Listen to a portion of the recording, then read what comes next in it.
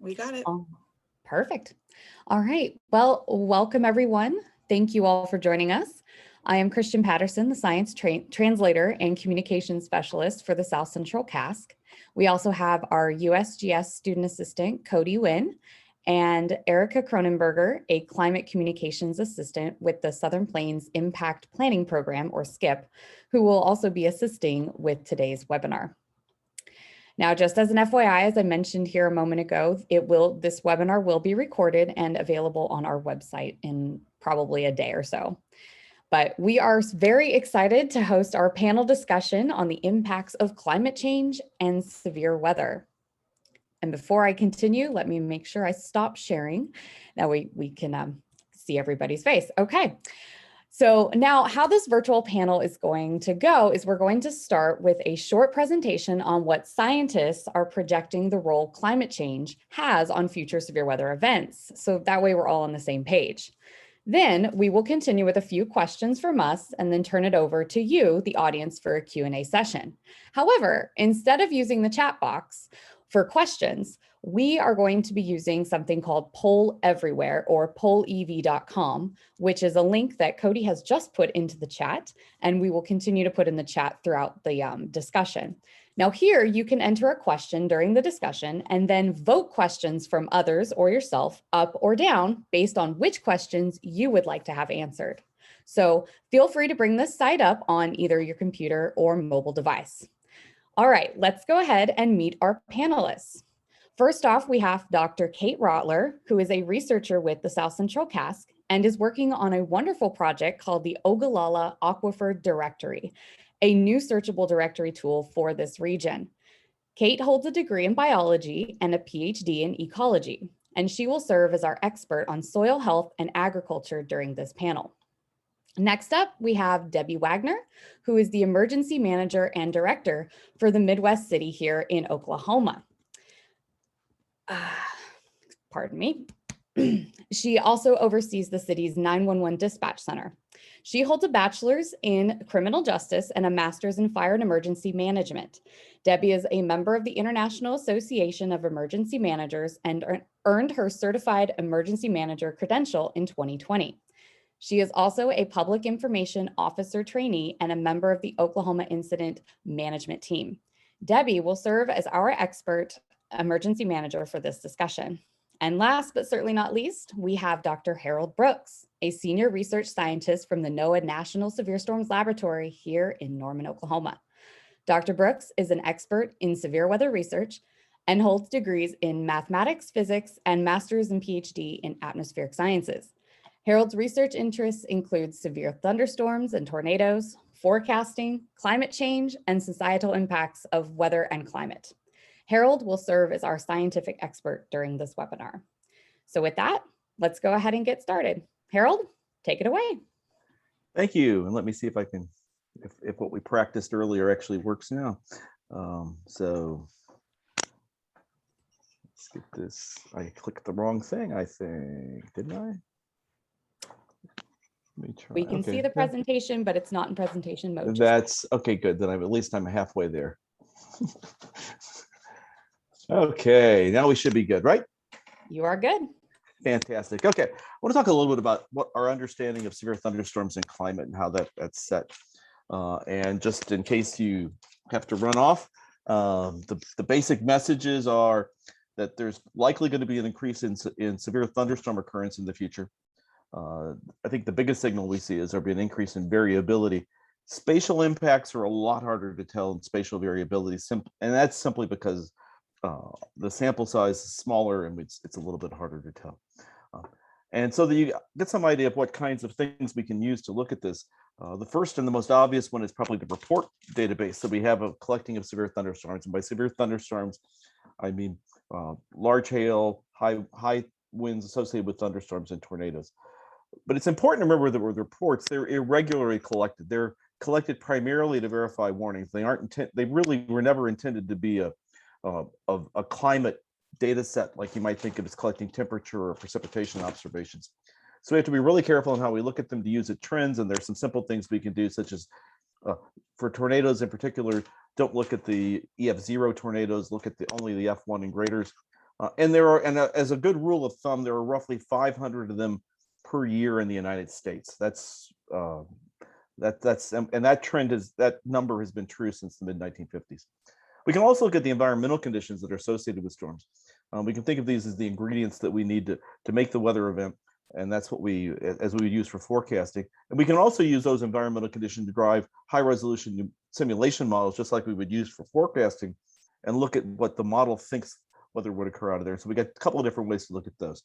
So I think one of the big messages one of the big results that we found over the last several years is we look at the number of days with at least one EF1 tornado in the United States in the blue.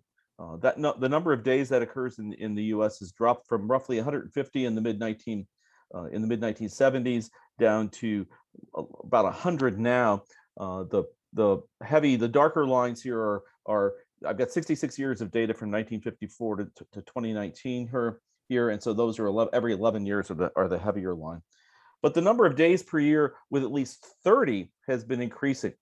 That was maybe half a day per year back in the mid 1970s, and we now run 2 to 3 days per year. Even in years where we haven't been very active, we tend to have some big days. And so fewer days with tornadoes, but more big days are what we see. And one of the things that variability leads to is a change in the date of when, say, the 50th. So 10% into the season occurs. If we look at just the last third of the record, the last 22 years, all of the 4 earliest dates and 6 out of the 7 latest dates to start the season have occurred. So it's not just that we've had this change in the dates, that actually leads then to a change in when we see the tornadoes occurring. And one of the things that this is associated with is actually excuse the awful title there, but this is essentially looking at the impact of temperature on the United States, average temperature on the number of tornadoes. And so in the winter months, in January, February, December, what we actually see is that warmer than normal months have more tornadoes, that's the red, than normal, and colder, but then in the summertime, what we actually see is that warmer than normal months lead to fewer tornadoes than normal. So the impact of warming actually is different in the different seasons. Warm winters, more tornadoes; warm summers, fewer tornadoes. And the shaded areas are statistically significant. We can also make we come up with the environments, and this is a figure that shows an energy on the horizontal axis available to make storms occur, and then on the vertical axis is a way that the storms that storms are organized. And if we look at this, the gray background is actually the environments that we occur in. Usually we live down in the low energy, low organization, and the red actually indicates the probability of storms actually occurring, and it increases as we go up to the right. But more importantly, we actually can add in the fact that the high wind shear, the high organization term, leads to more tornadoes and hail, and the low values lead to more non-tornadic thunderstorm winds. And our expectation based on average conditions is that this over the next century, this distribution will slowly shift down to the right, leading to more thunderstorm winds for sure, but that if overall everything increases, we actually will get more storms at all. We can use this kind of environment using global models to actually estimate where we should expect to see severe thunderstorms occur. And this is that map that shows where we think severe thunderstorms occur on the planet. And this is primarily driven by hail occurrence, but that you see the middle part of the United States is one of the big areas. Another one where probably the largest hailstones are seen in the world is in northern Argentina. And we see some other areas near the Himalayas, the east coast of Australia, and the southeast coast of South Africa. All have places where severe thunderstorms occur with great regularity. But the U.S. is certainly one of the big ones, and that's driven by the presence of the Rocky Mountains in the Gulf of Mexico. When we start to look at the environments and the reports together, this is a paper done with that I was involved in with Victor Gensini, a professor at the Northern Illinois University. And on the left-hand side, what we're looking at are the change in the number of reports of tornadoes over the last 50 years. Red indicates there are more occurring. Blues indicate fewer occurring. In Oklahoma, we're kind of in the nothing area. The hatched are statistically significant, and on the right side are the ingredients. And so we see in both cases, we actually now see that there have been an increase over the Mid-South and with it an increase in the number of environments that are supportive of that. And it's important to remember for individual people that these increases we're seeing are roughly maybe 10% over the 40 years. So an event that you might have thought of as being a once every decade event would now be a once every 9 or 11 years. It might not matter to you as an individual how you make decisions, but for larger, say, emergency management agencies, having an increase of 10% or a decrease in 10% of events might make a big deal of difference to them. And for impact purposes, one of the things we get concerned about here is that as we go into the Mid-South area where the increase has been observed to occur, there's a higher population density, especially in rural areas, than there is in sort of the high plains. And finally, to emphasize the variability, Victor, as part of his master's work, also ran some simulations, and these are driven by the models, the large-scale models, and we're basically counting the number of events that are predicted by a high-resolution model over every spring. And he ran 10 springs from the late 20th century in the black, and 10 springs in the late 21st century, all driven by the same climate model. The heavy line is the average, and we see there an increase of about 15-20% in the total number of severe weather reports in the second half, in the late part of the 21st century compared to the 20th century. But the individual years, the really interesting thing is that the four or five largest years occur in the last half, the 21st century part, but also the two smallest years. So we're not only seeing an increase in the number of reports, we're seeing an increase in variability, much as we've seen in the observations. So back to repeat the basic messages: we're likely going to see an increase in severe thunderstorm occurrence in the U.S.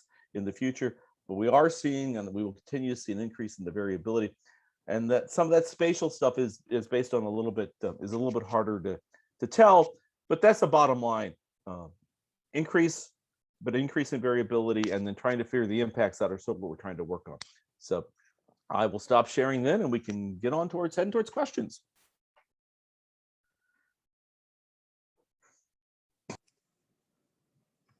Great. Thank you, Harold, so much for that presentation.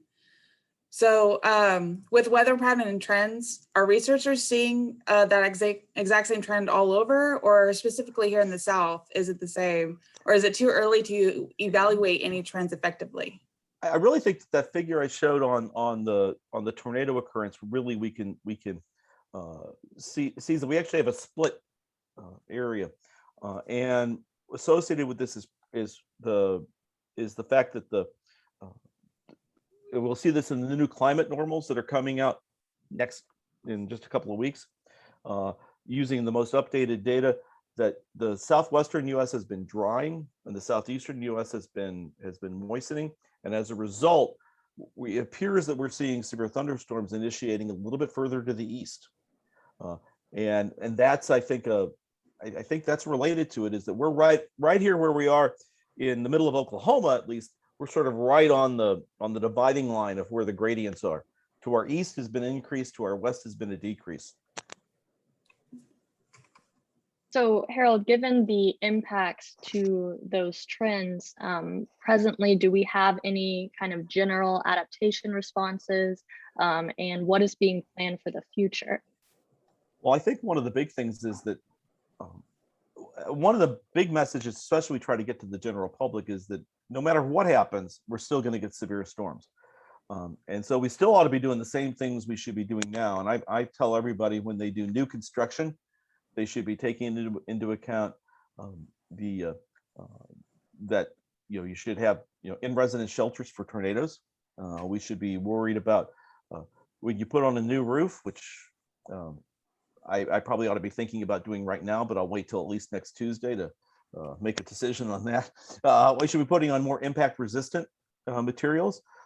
Those are things I should be doing anyway, but that the likelihood of an increase in storms makes that even a better opportunity. Probably communities need to be planning more for the fact that they may be having changes in their occurrence. And we have the problem always of having to plan for 50 to 100 years from now is difficult to think about. Real quick, just because this is a good question that kind of followed with the first one that I asked, from the poll, somebody asked, does this decrease the to the west have anything to do with the ongoing drought in the western portion of the US?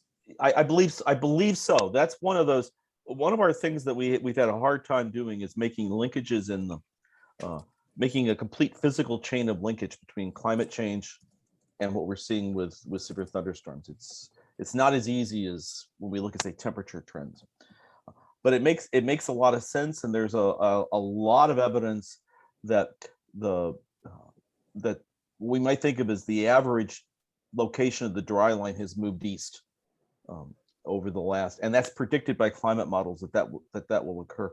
It seems like a very likely scenario that's true. I wish we had the full linkage that said the planet warms, the dry line moves, and storms move. But that's if I had to bet, I would bet that's what's happening.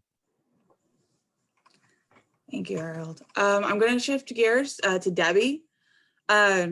Harold did mention, structure and stuff. What major severe weather is a top priority or always a top concern for management plans? Here recently, we've had blackouts and power outages.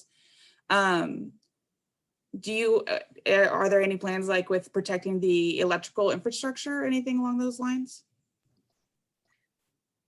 Emergency management has shifted to more of an all hazards planning approach.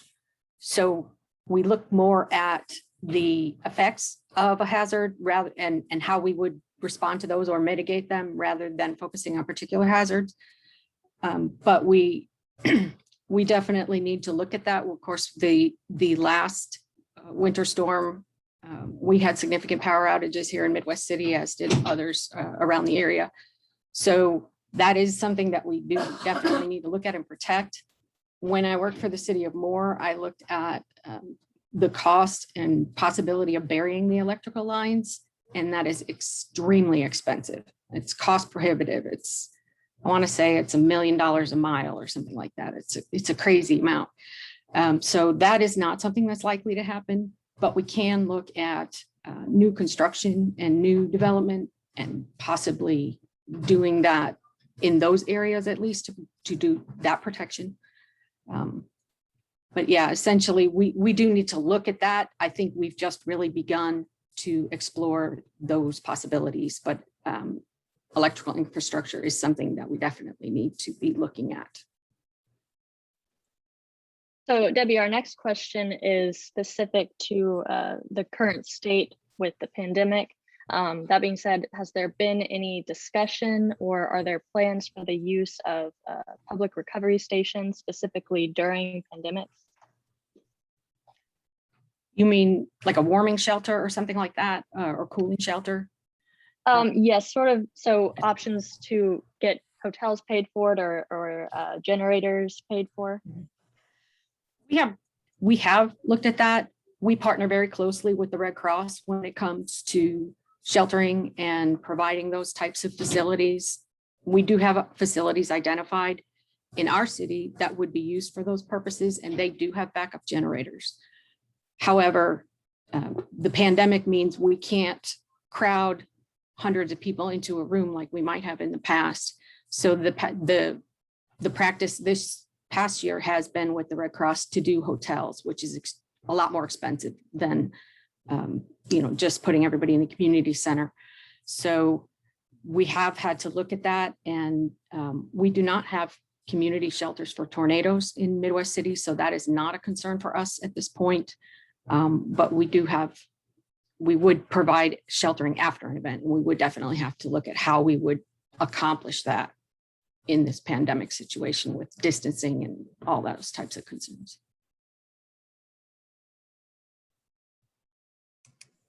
Okay, I have another question from the poll that kind of ties into where I'm going to go next with Kate.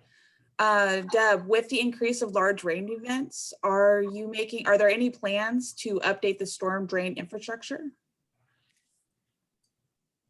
In the Midwest City Hazard Mitigation Plan, we have 11 mitigation items. 7 of them are related to flooding. So that's obviously a large concern for this area. And the first one that I've been looking at is some increased drainage size, culverts and things of that nature for particular areas where roads top over or that kind of thing. All of that has sort of been put on hold because the pandemic this year just kind of made everything crazy. But yes, we are looking at flooding concern and also purchasing repetitive loss properties so that we can repurpose them for perhaps green space or something that wouldn't be destroyed or wouldn't be so significant if that area were to flood again. Green spaces would be cool. Yeah. Kate, speaking of the impacts of flood, what impacts of flood on agriculture or rangelands has become an increased concern? So when you have floods, obviously, if you inundate crops, it can kill them really easily, depending on the kind of crop.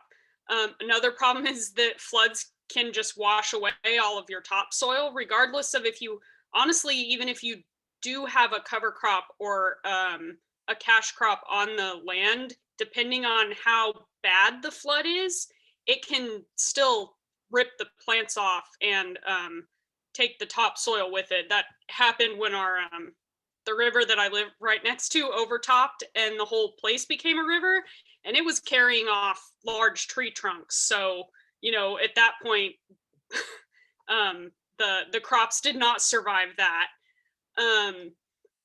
But also problems with livestock. So when livestock stand in water for too long, it's much like what would happen if you stood in a bathtub for 12 hours. Your skin would get really like gross and start flaking off. So it causes health problems with livestock, cattle, horses, whatever. It can obviously drown them. But there's also those impacts of just being stuck standing in water or being stuck all crammed together in one little area that can cause some health issues.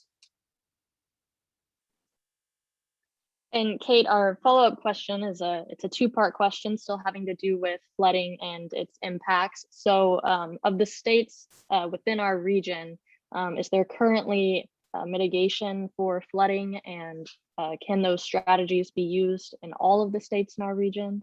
And then the second part is, does flash flooding have an impact on water quality, both in rural and urban areas? Yeah, so I'm going to answer the second one first. So the impacts to water quality in both urban and rural areas are primarily in the junk that gets washed into the water. So kind of going back to the question about infrastructure, everything that you put in the street or like chemicals that you put on your lawn, if we have a big rain event, that can wash into the gutters, and then those gutters inevitably kind of wash to the nearest body of water. So you'll see right after a flash flood, you'll often see in nearby rivers and streams an increase in like E. coli. You'll see an increase in just like dissolved particles of stuff in the water, in addition to the trash that you can actually see with the naked eye. And all of that has to be treated by a water treatment plant. So it puts a lot of strain on the water treatment plants. And you know, can clog up infrastructure. Obviously, if you've got a bunch of trash clogging a gutter, then it can't be used anymore and things around it are going to start flooding. So yeah, it can cause some serious water quality problems. That's one of the reasons why we say like pick up after your pet when you take them out, because that can wash into the nearest stream and it's gross, quite honestly. As far as the first question, there are a number of different ways that I'm most familiar with New Mexico, since that's where I'm from, but number of different ways that we deal with kind of floods in rivers and streams. Not all of them are very ecologically sound. So in some cases, we're not talking necessarily about the extreme storm flooding. We're talking more about the seasonal flooding, but these, you know, kind of the devices to control seasonal flooding could technically also deal with flash floods. That's kind of like in New Mexico, they've built up riverbanks by sticking stuff along the riverbank that'll catch any kind of debris that comes down, and essentially over time, they want it to get clogged and build up the riverbank. What that causes is for the river to flow narrower, faster, and deeper. And so that's really not good for the river or any of the like ecosystem around it, even though it does prevent flooding. Another thing that multiple states use is a system of dams and like levees or arroyos, or in New Mexico, of course, we have the acequias that can draw on the rivers, and technically could be used if it was a severe flash flood. You could, I guess, open the acequias.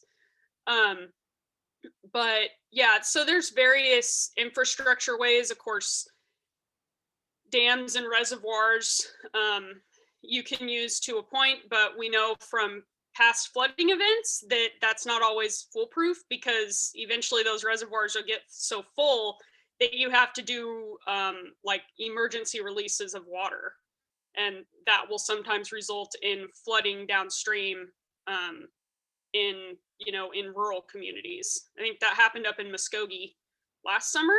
Yeah, Deborah's nodding. So yeah, it's tricky.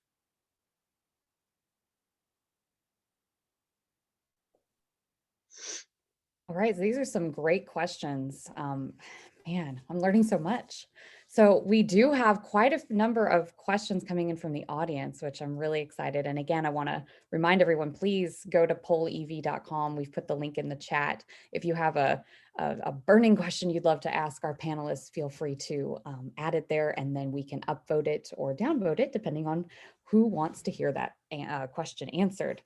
So kind of shifting back to Harold's presentation, somebody asked, does this variability that you were talking about in severe thunderstorms mean that there will be less or possibly more tornadoes in the future? Can you explain a little bit more detail? Both.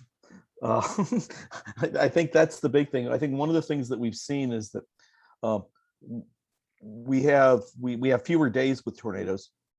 And we have more days with a lot of tornadoes that are occurring, and still getting the same total number. And this is national as a number. One of the two primary ingredients we look at for having storms, having severe thunderstorms, are the energy available for the storm and then the wind shear that organizes the storms.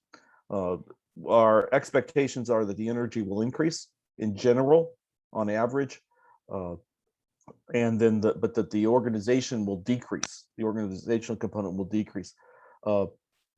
Clearly, for severe storms, for non-tornadic severe storms, the energy term appears to win in all the simulations.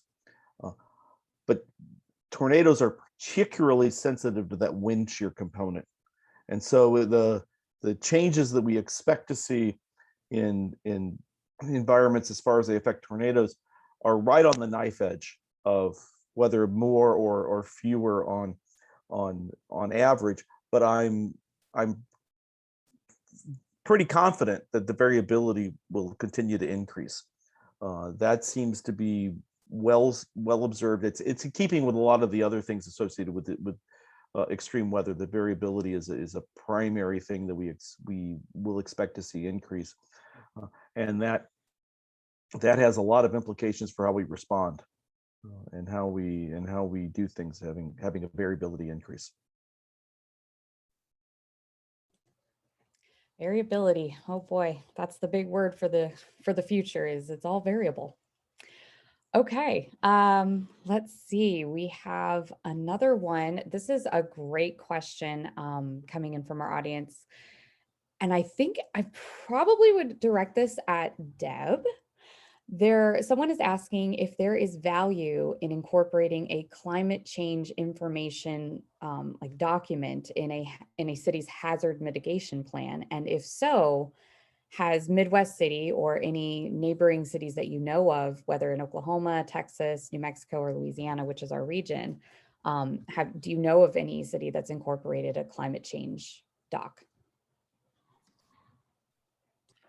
one of the things that we do whenever we're writing a plan is a hazard vulnerability analysis, and it's easier to write than say. But we need to have accurate information about what hazards we are likely to face in the future. So I do think there's value in looking at any information we can have that will help us know where we can put our preparedness dollars and efforts more effectively. So we have not done that yet in Midwest City. Our hazard mitigation plan is part of the county's hazard mitigation plan, and they just completed and had it approved in 2020. So we are not due to do another hazard mitigation plan in Oklahoma County until 2025. But I'm looking at writing a comprehensive emergency management plan for the city, and will definitely be incorporating any of those options that I can in order to give us the best sense of what we're likely to see in the future and what we need to plan for. I'm not aware of any cities that have incorporated it at this point. Moore did not when I worked there, so they may do it next time. I don't know, but I think it's going to have to be part of what we're looking at, just as any other potential hazard is, what's the trend, where it's going, what do we need to be ready for? Yeah, that's great information. Always making sure you understand where the trends are. You don't want to prepare for something that likely will not be happening as frequently in the future. But it's also a good thing to have. So we just got another question from our audience that is for you, Deb. And this person wants to know if the city of Midwest City has ever considered updating building codes to help homes better endure the increase in severe storms or in response to other climate change impacts. Not yet, but they're going to. So coming from Moore, of course, they did after 2013 adopt more restrictive building codes. And to me, that seems a very easy way to protect our homes, protect our buildings, and requiring, I think, hurricane clips and those types of things, which were really a minimal cost addition to a home, building a home or what have you. I would like to see them in all homes, but I dream big. We'll do what we can. But yes, that is something that I have suggested and have begun to mention in terms of looking at building codes in the city and how are we going to keep people safe and build more resistant homes, more resilient homes. That is very true. I mean, you said hurricane clips. I assumed you meant hurricane straps, like what they do down off on the coast when they're preparing their houses, where they put the roof and they put the straps Yes. on. Okay. Yes, I'm sorry. Yeah. And I was picturing like a joist clip kind of thing in my head, but yeah, you're right. It's okay. More strap. Perfect. I just remember hearing about that from Moore. Okay, so this is a great question. It has the most votes so far. So this is actually a question that could be directed at all three of our panelists. So I would like to hear from everyone. But let's start with the science behind it. So Harold, we'll ask it to you first, and then Debbie or Kate can go next, whichever one you decide. So someone in our audience is asking, what do we know or not know about the risk for larger hail changing in the Southern Plains due to climate change? Hail is interesting. I mean, hail is, we kind of understand how hail grows, and a lot of it depends both on the energy available for storms and the organization, because that keeps the stone up. What we've seen, other countries have actually looked at this and looked at relatively small hail, and what we're seeing is a tendency to lose the smallest hail out of that falls, and a large part of that is because small hailstones fall more slowly, and they melt as they fall, and as temperatures have gone up, the freezing level in the atmosphere has gone up some, and so there's more time to melt the stone. When we start getting to the larger hailstones, and by that I mean 2 to 3 inches in diameter, the really damaging things, they don't melt very much on the way down anyway. I mean, they fall fast enough. A baseball-sized hailstone falls roughly at 100 miles an hour. That's a good number to keep in mind. So it doesn't take very long for it to fall. There's a little bit of evidence that the largest hail, that hail is getting perhaps slightly larger, but it's really hard to tell in the observations. And there's actually a sort of a Goldilocks problem, that as the energy increases and the updrafts of storms get stronger, so they could support larger hail. That also means that the hail embryos, the small pieces that the hail grows on, tend to not spend as much time in the updraft because they're moving faster, and so they don't have time to grow. And so it's really hard to tell. Now, we do know that some of the largest hailstones we've ever seen have fallen nationally in the last decade or so, but that depends on somebody being there. And hail growth models are really tough to nail down that kind of thing. I think we're more confident of occurrence increasing, which should mean, I mean, there's more chances for big hailstones, but that will hail size in general increase is really hard to pull out of the data or out of theory either.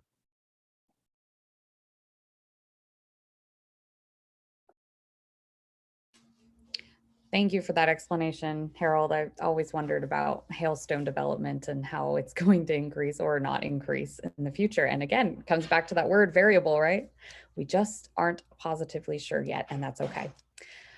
Kate or Deb, I would love to hear an answer to this wonderful question from an agriculture or soil health perspective, and also emergency management perspective. Especially if it's for emergency management, if we have an increase for larger hail in the future, what does this mean for a city? And Kate, the same thing. What does this mean for agriculture industry? Yeah, so thanks, Steph. So hail actually causes pretty significant agricultural loss, especially, actually, is it possible for me to share my screen real quick? I have a window pulled up that I can show you how much hail damage causes.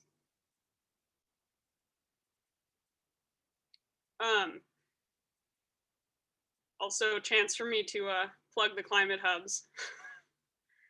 There's a really neat tool. Here we go.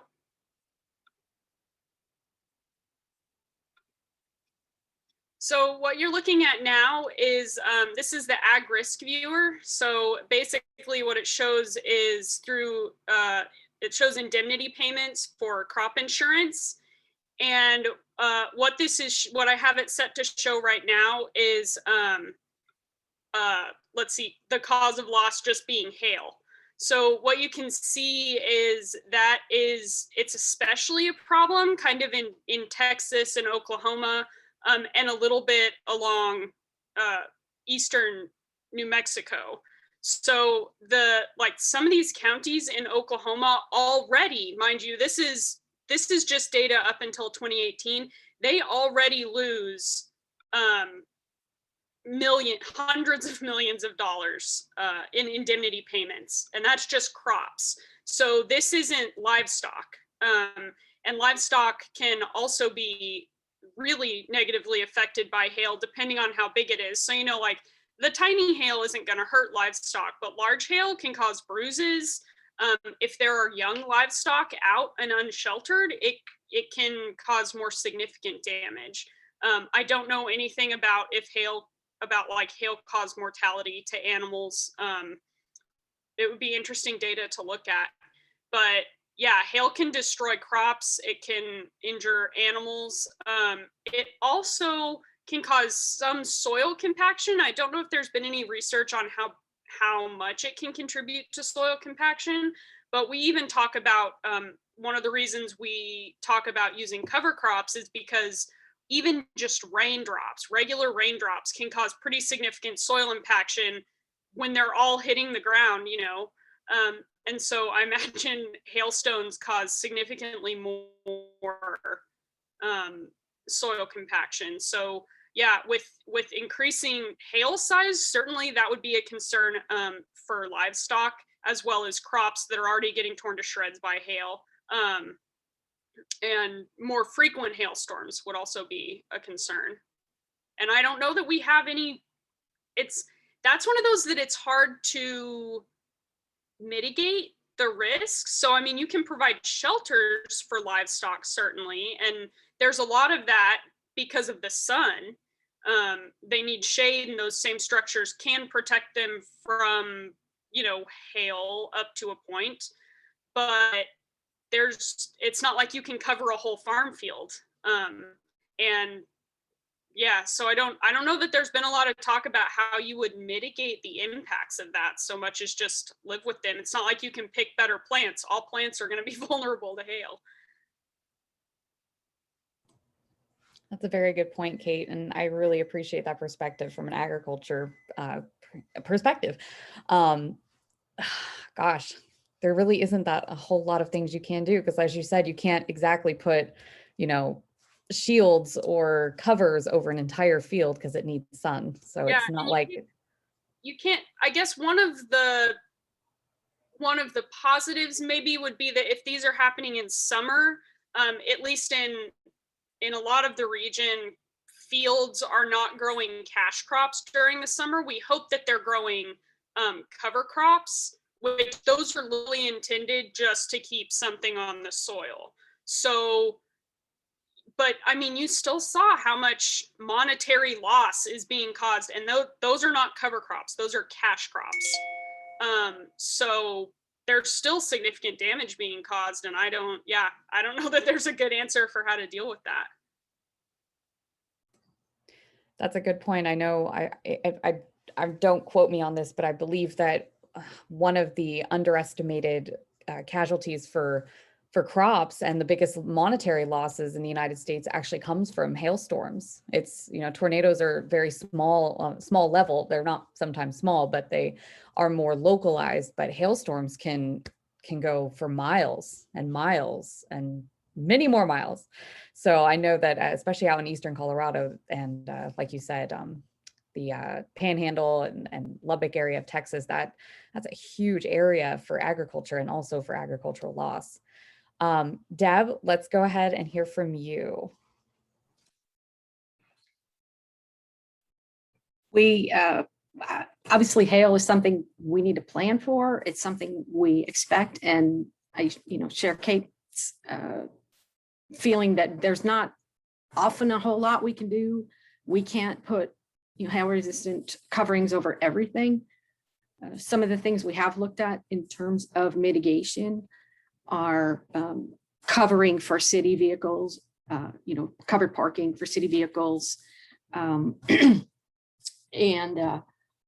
impact resistant roofing, which I think Harold mentioned, which I just replaced my roof about 2 months ago, and we did put impact resistant shingles up there. So hopefully that will be effective. But that is something that maybe we could look at with building codes and those types of things, incorporating, this is just a mitigation measure. One of the other things we talked about in Moore was impact resistant film. The Moore Public Schools, I believe, is putting resistant film on their windows in order to, at least, I don't think it'll protect the window from breaking, but it would protect, the glass from shattering maybe and injuring people.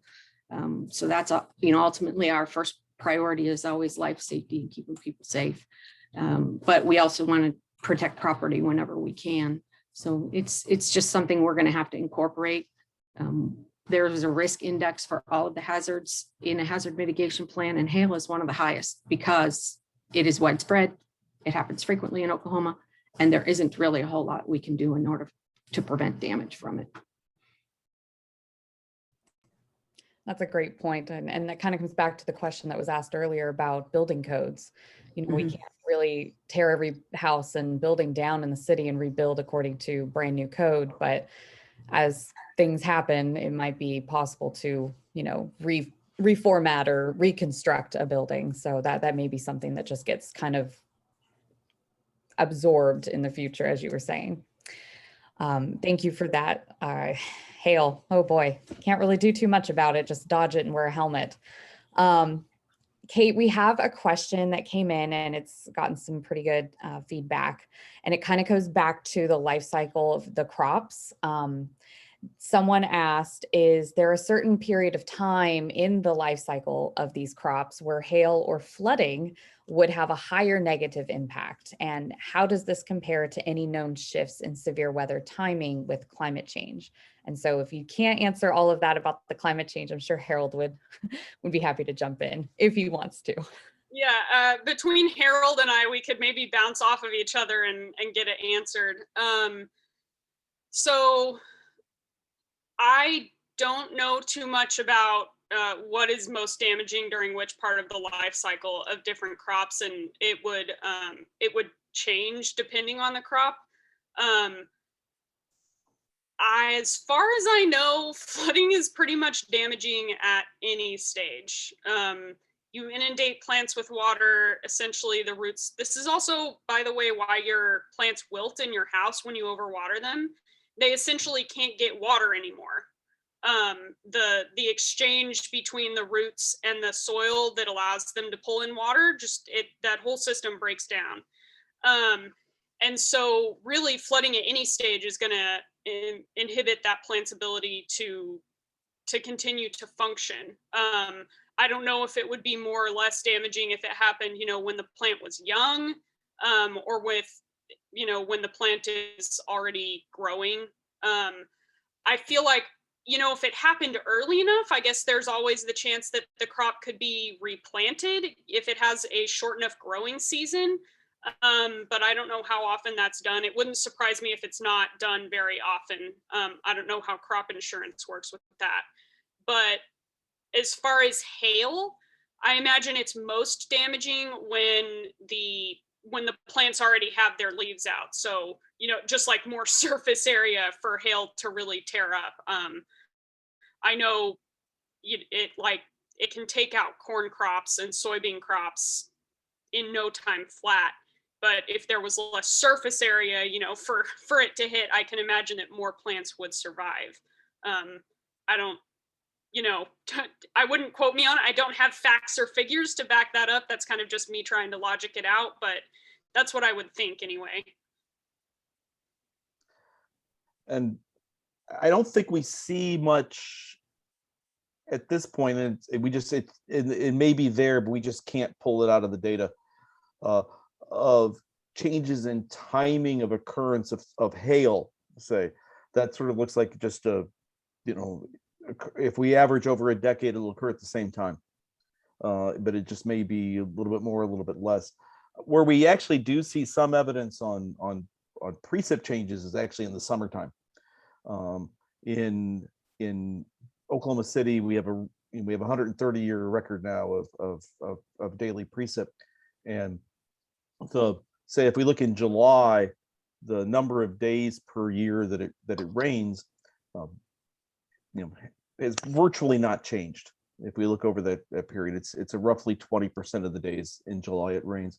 But what has changed is the frequency of, given that it rains, that we get heavy rain, and just even say at 1 inch, which in my experience, 1 inch is when we start to see urban street flooding.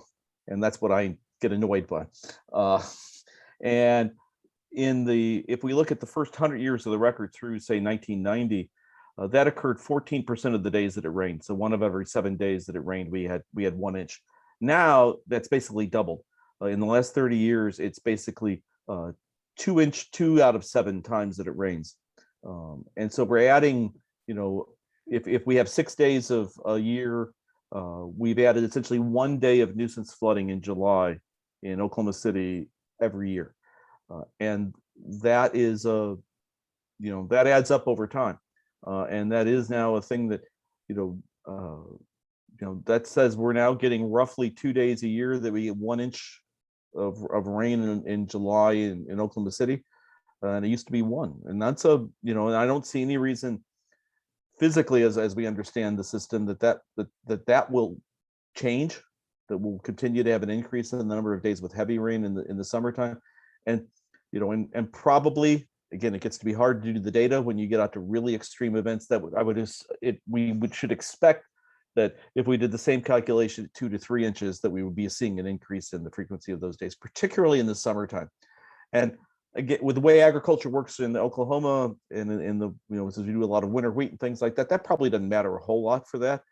It could have an impact on things like pecan trees. Having more rain in that summertime is may have an issue on how they grow, but it's probably more of an impact on urban populations and perhaps loss of soil for next year. If you lose soil now, then you've lost it. That may hurt down the road crops. Well, and one thing that is important to note is that those like gully washer events, that water is actually far less useful because it can't all infiltrate into the soil. So in summer here is basically when soils build up moisture for the plants that are planted later to draw on. So it's less that the soil won't be there, although, if it gets all washed off, it's gone. It's not going to be back for hundreds of years.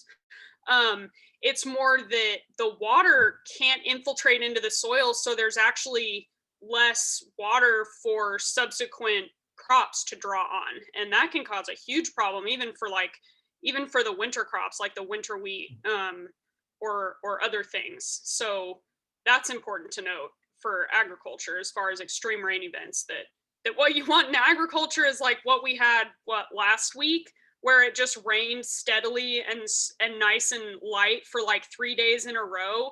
You want that. You don't want like the toad strangler, here, have all 3 inches in 1 hour kind of nonsense. Toad strangler. I think I'm going to use that from now on when I hear of very heavy rains. Toad strangler. That's fantastic, Kate. Thank you. We are getting close to the end of this. However, we did just have a question pop up that's not, I would consider, tornadoes and hail, oh my. However, with the ice storms and snowstorms that had just impacted our state and Texas very harshly over the last couple of months, I feel this is a relevant question. So someone asked, are severe ice storms, or I would even ask snowstorms like the one we had in February, becoming more of an issue in our region? And feel free to answer that, Harold, if you'd like. Sure. I don't know if anybody has done work specifically here. Or I don't know how far along it's gone. People have started to look at it, but one of our problems when we have these events that are still relatively rare, an event that occurs once every 5 years, if you only look over 20 or 30 years, you don't have very many events. And so trying to tell that it's changed to a once every 3 or 4 year event, that could have just been, small sample problems. There has been, I believe, some evidence in a little bit further east than our area, in the southeast, of an increase in ice in particular. There's some evidence. There's I think some good physical reasons to believe that ice storms should be expected to increase as things warm just a little bit. That getting that nose of air above the ground that's important for ice should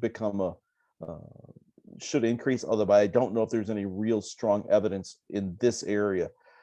It's unfortunate that a lot of the data sets just aren't all that great to look at that, because if you think about ice, a quarter inch, which meteorologically is not that big of a deal to get a quarter inch of precipitation. A quarter inch of ice is a huge number, and in terms of what happens, and ice also depends somewhat upon what the previous temperatures have been. So how long does it take for it to start to actually coat your tree or your wires and all that? If it's been 70 degrees the day before, you can get away with that first 1/10 of an inch just melting away because everything's warm still, and that makes it a harder quantity to look at. And snow measurements, if we're honest, the snow measurements that we collect they aren't very high quality for doing this kind of analysis. It's unfortunate, but we haven't collected snow consistently at a lot of places to actually be able to tell how much is just we've changed the way we look at things and how much is that the atmosphere has changed. It's A lot of our extreme weather events, we honestly don't collect the data in a way that makes it easy to do the analysis. And we're going to pay the price for that. Of our ignorance, we're going to pay a price for that down the road for sure. That is some encouraging words to end with, Harold. So basically it wraps up to the future is not 100% predictable. Even, today's weather is not predictable. You have so many variables, as that's the word of the day, is variability on what's going to happen in the future with climate change and how it impacts every aspect of the planet. So again, it's Earth Day, so I felt this was an appropriate panel to have. I would like to take a moment and thank Debbie and Harold and Kate for joining us on this wonderful panel. Cody, Erica, thank you all for such a wonderful experience putting this together. Just as a quick teaser, we will have our next webinar series will be in July. We have not quite fully planned it. However, we are looking at doing something that it revolves around drought and heat waves affecting the Native communities in our region. So we'd like to thank everyone for joining us, and we hope you all have a wonderful Earth Day. And oh yes, the link for the video will be up on our website, and I will tease it on our social media platforms probably within the next 24 hours. So thank you all very much. We appreciate your time.